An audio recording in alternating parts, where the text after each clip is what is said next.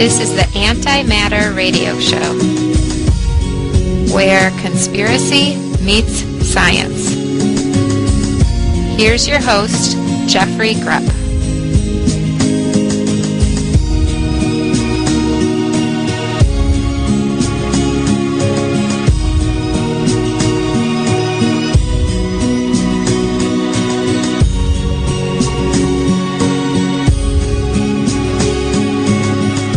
All of you have been trained, probably without much explanation, to think a certain way about false flag terrorism.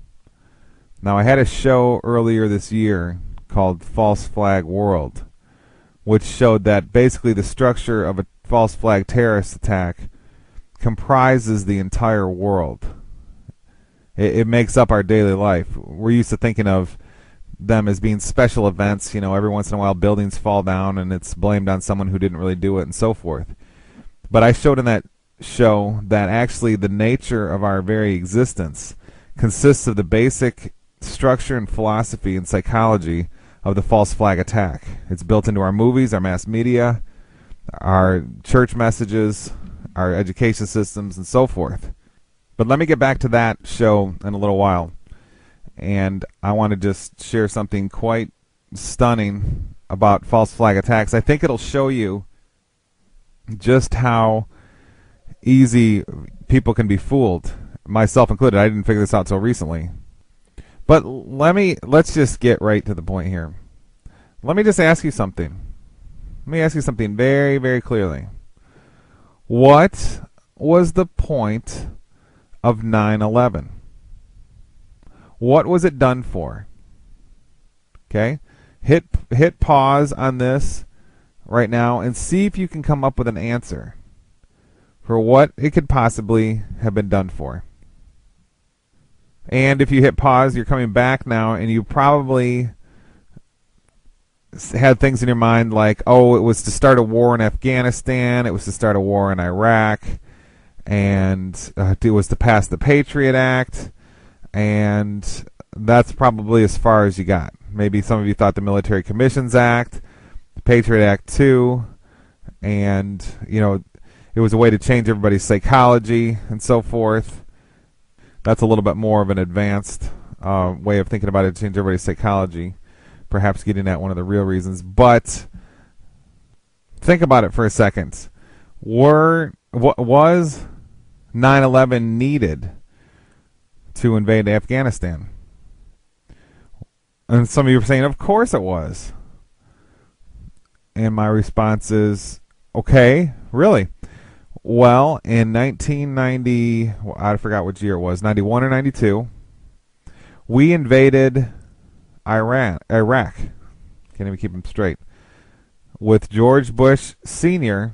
as president, and with all the things that America could be focused on, the mass media and the government went on an all-out onslaught campaign to tell everybody that, oh, this one guy here in the desert in Iraq, Saddam Hussein, is the ultimate evil. He's invading other nations, Kuwait, and we need to stop him. And the way to stop him is a war. And Americans know so little that they didn't even know that that's going on all over the world. Dictators are invading nations absolutely all over the place, every continent except Antarctica. And, well, Americans just believed what was on their television. They had absolutely no understanding of how the world works. Forgot that in history, when this has been done before, it was a trick. And on and on and on. You all know the story. And they all supported a war just because the TV politicians told them, oh, there's a danger, go attack. No buildings were blown up in New York City. No terrorist attacks anywhere were in the United States were used to justify the invasion. Nothing. And Americans supported it. We went in. We killed a zillion civilians, blew the place up, and we're out of there in a couple weeks. And they said, "Oh, we can't find Saddam. We're just going to retreat." And he somehow got away. So I'll ask you again: was 9/11 needed for an invasion of Afghanistan? Doesn't look like it was, does it? Let me run something else by you. Now we've got this nice black guy named Obama. Well, he says he's black, named Obama. He smiles a lot, and he's anti-war president, and he's a Democrat, very trendy. And he didn't even bother to tell anybody. He just initiated a war in Pakistan without even announcing it. Just kind of happened. There was already bombings going on there already, so he just escalated it to really being the status of war. And I have friends in Pakistan. I have friends from Pakistan who have friends in Pakistan who are listeners of this radio show who are telling me that people have no clue of the chaos that's actually going on in Pakistan. Okay? We know all about college football, but we have no idea what our tax dollars are doing and the chaos and murder that they are really implementing. We just have a vague idea in the back of our mind that we're murderers, not a true recognition of the vast scale of our genocidal tax dollars that we give to our government so we can sit and watch football. So Obama he didn't even really have to tell anybody. You're just kind of vaguely told that there's this threat nation called Pakistan. Ooh. I mean, just think about it for a second, people. That started, just think of the magnitude of what I'm about to say. That Pakistan war started way after the conspiracy movement went full tilt in America, which was like 2005. Full tilt, going millions. Millions of people saying, "Oh, I'm awake. And I can see how the New World Order works, and we're going to stop it." Oh, okay, well, 4 years after it got going full tilt, and it's grew ever since. Oh, that's when the stupid government just started a war. Do you realize how unafraid they are of the conspiracy theory or activists?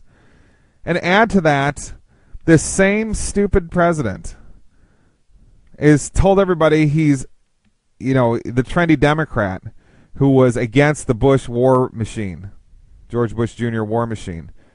Then he gets in office and goes crazy. They have total... sorry, people. Get with the program. Get real. They have total control. Why? Because Americans don't care. They don't have time to care. They're addicted in true addiction form, like I describe in my book, The Telescreen. True addicts, just like a heroin addict. Okay, do you understand that family is boring compared to television? It is a perfect Illuminati system design. The titillation and adrenaline and engagement and the forgetfulness of your daily life and the troubles of your daily life that TV brings is addicting. And your family, your daily concerns become uninteresting compared to it. And people can't even help it. Okay? But back to my point, just sit and think for a moment. The stupid conspiracy movement thinks they're so awake years after they get so powerful. I mean, it is huge, the conspiracy movement. I used to have students in my class. It's so big, every class I'd have would even have students. There's that big of a representation of conspiracy theorists in the nation. Every time I had a 35-person class in my university teaching, there would be a couple conspiracy theorists in every class. What is it, 10% of the nation that those samples would represent then? Would indicate? That's a lot of people. And you know what? The government is more reckless, more unconcerned with what people think. It's amazing. I mean, I'm telling you, the conspiracy movement better get a clue really, really fast. Okay? What's the answer? What do they need to get a clue about? Well, that what they're doing is not going to work.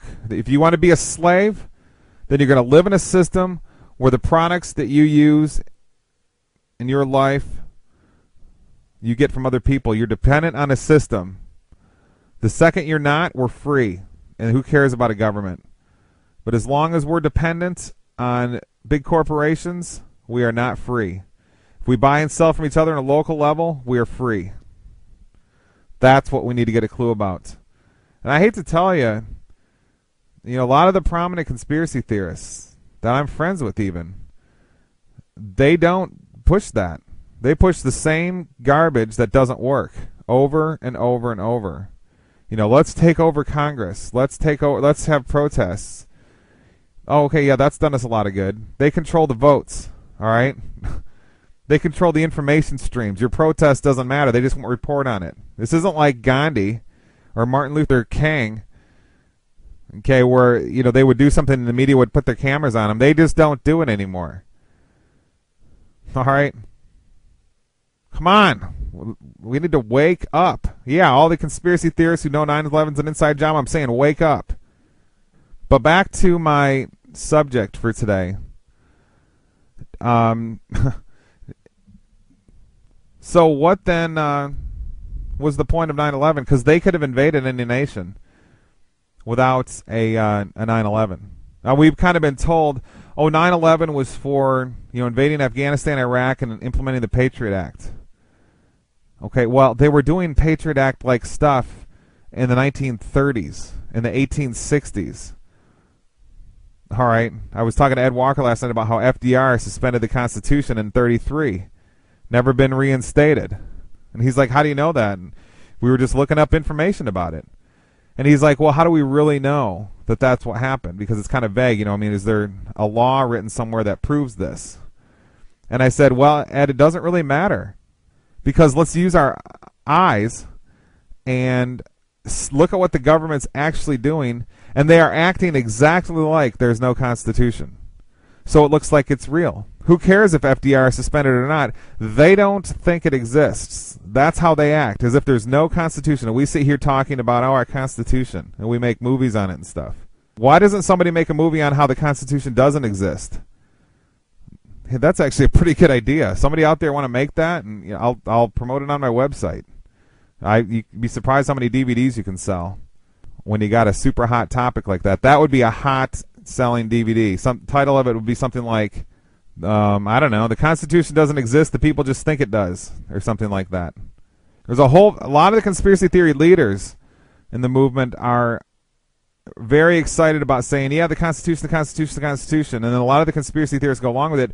But I'll tell you, there's a whole mass of conspiracy theorists out there, like myself, who think it's all a bunch of garbage, and there is no Constitution, and it's just a big trick. I know Michael Tsarian is on that to some degree as well. He's a prominent conspiracy theorist. So we're going to sit here and just keep telling ourselves lies, or we're going to understand the truth. Everything the government does, every day, is unconstitutional. Alex Jones will tell you that. But I don't know why he doesn't go the next step. He thinks the Constitution exists or something. Or maybe he probably knows it doesn't. He probably just wants to keep people's hopes alive. That's admirable. But it also can harm people because people have to know the truth to understand their predicament. Okay, now, so if conspiracy theorists out there are just trying to keep people's hopes alive that way, that's very sweet and kind, but I think it may do more harm than good, personally. Now let's take another very important false flag.